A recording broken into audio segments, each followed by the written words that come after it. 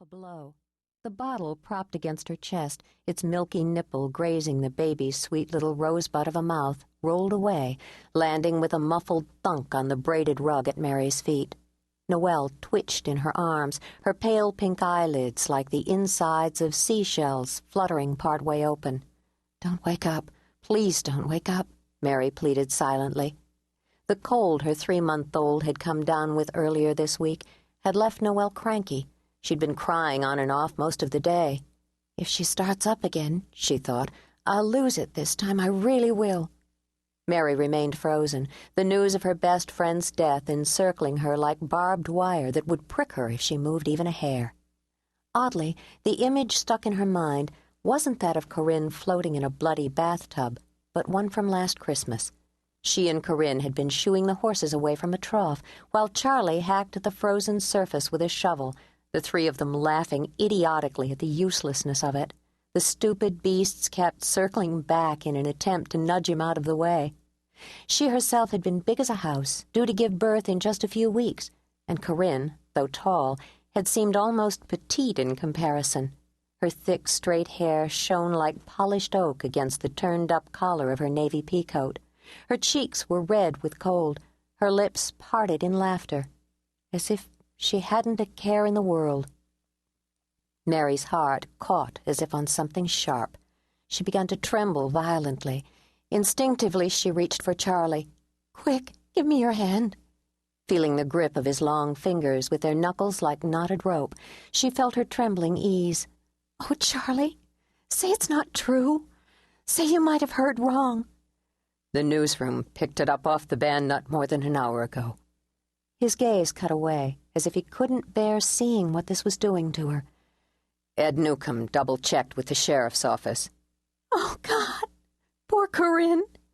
The words emerged as a sob. "I wanted to tell you in person. I didn't want you to hear it over the phone." With his free hand, Charlie reached out to stroke her hair lightly. She could feel the heat of his palm against her scalp. She nodded slowly in appreciation, Charlie's hand and the warm weight of the baby seeming to anchor her in some way.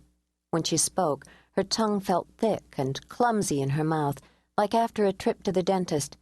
Does her family know?" "Someone must have told them by now." Mary rubbed a thumb over the back of his hand, feeling the rough spot where he'd scraped his knuckles on the corral gate, trying to force it open in the foot of snow that had fallen the night before last. His angular features and pale skin, on which every emotion stood out like a slap, made her think of the faces staring with haunted eyes from Matthew Brady daguerreotypes, Civil War soldiers who'd been boys when they marched into battle and had come home men. She wanted to reassure him in some way, but how? What could she say? That it would be okay? Right now it didn't seem as if anything would ever be okay. I wasn't there for her. The thought pricked hard enough to make her flinch. Mary was ashamed to realize how far apart they'd drifted these past few months. It wasn't Corinne's fault. She was the one who'd changed. Her days were no longer filled with school and glee club practice and endless hours of gossiping over the phone. She couldn't recall when she'd last concerned herself with split ends or a C- on a trig test, or even the Vietnam protest rallies in which she and Corinne had begun marching last spring. When her friend phoned last week, or was it the week before, Mary had been far too preoccupied even to chat.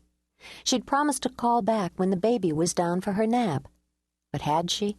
Mary honestly couldn't recall. "Oh, but you do," a cruel voice injected. "You remember perfectly well. Sounded like she'd been crying. And secretly, weren't you just a tiny bit annoyed, thinking that whatever the reason, another fight with that creepy boyfriend of hers, no doubt, it was a molehill compared to the mountain you had to climb each and every day. So you didn't call back. You meant to, but somehow you just never got around to it, and now it was too late." "I just can't believe it. I can't believe Corinne would—" The words melted from her lips like the snowy tracks darkening to a muddy trail on the rug. The truth was more painful in some ways than the simple fact of her friend's death.